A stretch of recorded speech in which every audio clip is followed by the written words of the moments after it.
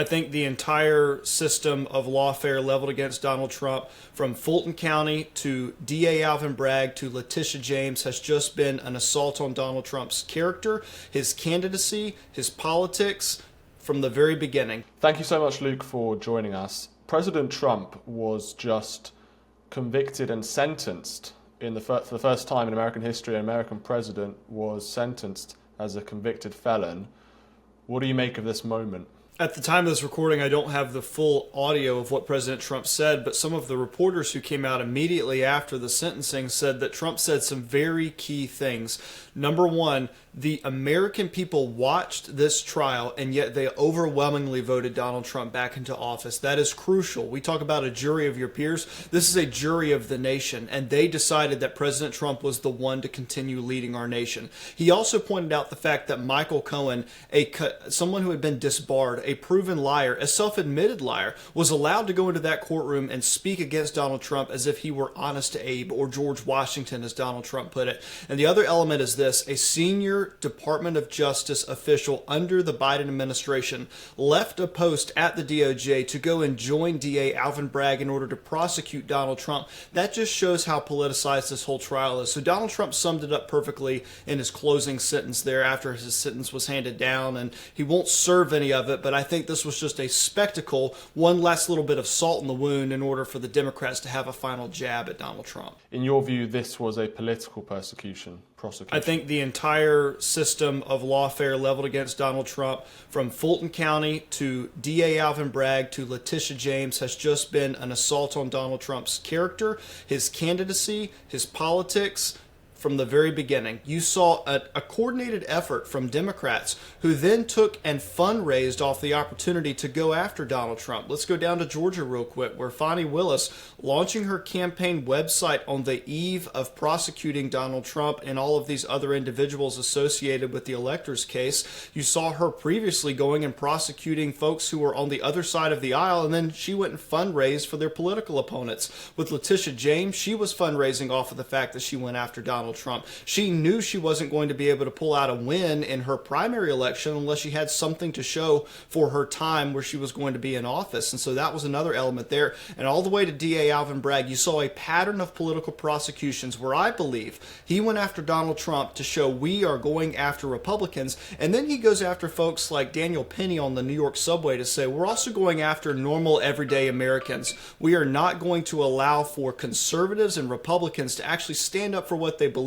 We're not going to allow for New Yorkers to defend their bodegas. We are going to go after the individuals we believe are on the forefront of the Republican conservative cause. Do you think that this prosecution actually helped Donald Trump in the campaign? He raised a lot of money from when he was originally convicted.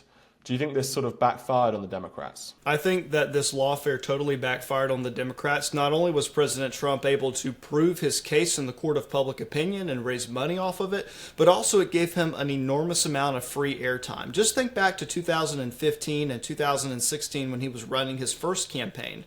The media did not take Donald Trump seriously, but they wanted to cover all of his events because he had great media value in this sphere. So they went and covered him, gave him millions and millions of dollars in free airtime, and the American people got to see Donald Trump for who he was, up close and personal. The same thing happened this past time when all the Democrats were going after him with lawfare. There also comes a point in the American public's mind where maybe one prosecution, maybe a second case comes up, but when you have civil lawsuit on top of criminal charge, on top of additional attacks from DA Alvin Bragg to this E. Jean Carroll civil suit to a lot of other things across the board, regardless of whether or not each individual case even held a slight bit of merit, they totally piled on top of him and came after him with a full force of vengeance. So I think that they just got fed up in their mind and said, you know what? I don't care what the left is telling me through the media channels. I know that this guy seems to be standing up and fighting for what's right, and they're just coming after him with everything they have. And what do you think President Trump should do when he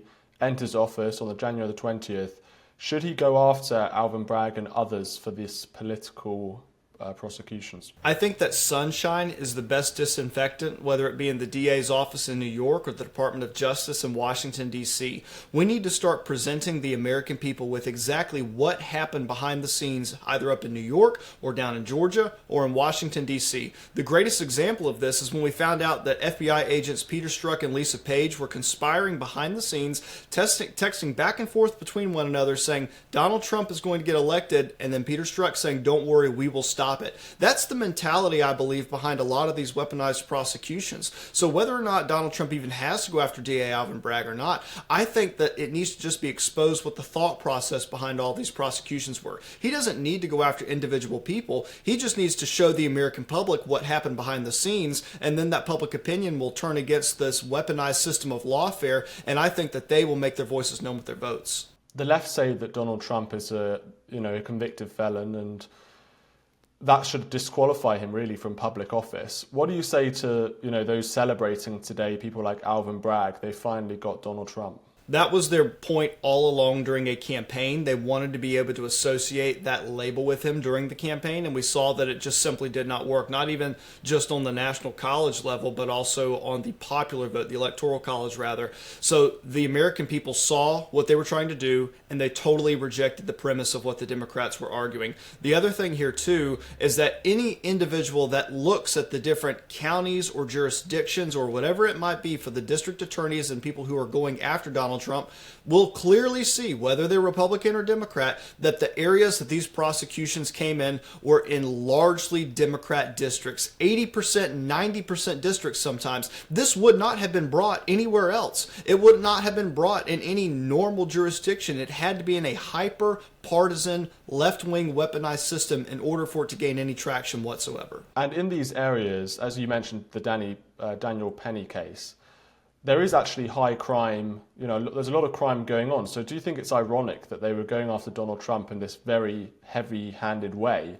while at the same time, there's lots of violent crime, theft and so on, subway, all these things going on in New York? I would submit that the majority of Democrats do not care about the crime that is happening in their backyard. They want to capitalize off of the political opportunity that has been placed in front of them. They know that if they go after Donald Trump with everything that they possibly have, that their left-wing constituency will love it. They will flood them with money from across the nation, and they will get wholeheartedly reelected. And also, they'll be able to run for higher offices in any particular jurisdiction or state. So to them, they see this as an opportunity, a means to an end. They could care less about the crime that's happening in their backyard. If that weren't the case, they would be flooding their streets with law enforcement. They would be enforcing laws. They wouldn't be charging individuals who are trying to protect people on a subway or defend their own bodega in their backyard. And President Trump uniquely highlighted this during the campaign when he went to bodegas and he spoke to these people who are behind the counters and said, look, you have no representation in law enforcement. Your criminal justice system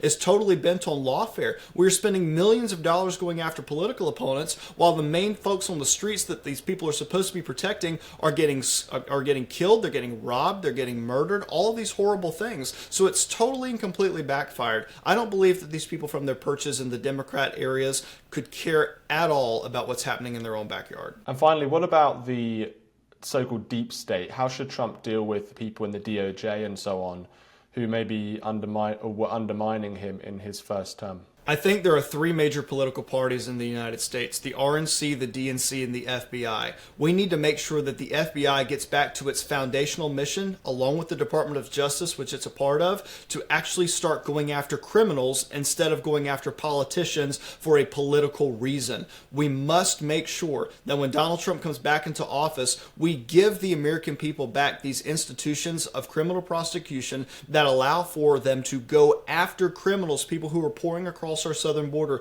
folks who are committing major white-collar crimes, actually committing crimes of a large nature and scale that harm the American people instead of just weaponizing it against itself. And you even saw this with with Andrew McCabe, who was leaking to the media. I believe you saw the same thing with Comey. There was always a political purpose behind everything they did. So Donald Trump will appoint individuals to come in and make sure that that stops. Thank you for watching this video. If you want to watch more content, please subscribe to our new GBN America YouTube channel.